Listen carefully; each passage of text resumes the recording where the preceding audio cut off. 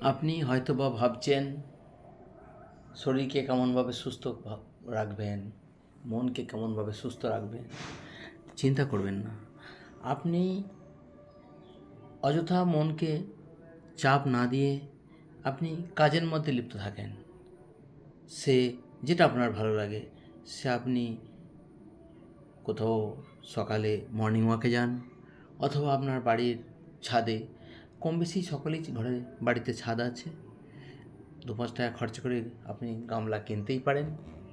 সে মাটির হোক, সিমেন্টের হোক, যাই হোক।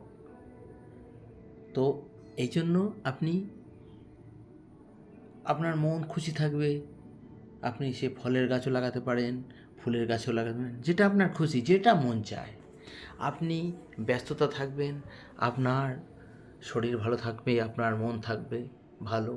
এই জন্যে আপনি অবশ্যই আপনি সময় মতো মর্নিং সকালে ওঠান এবং রাত্রে ঘুমান, ব্যাস এটাই।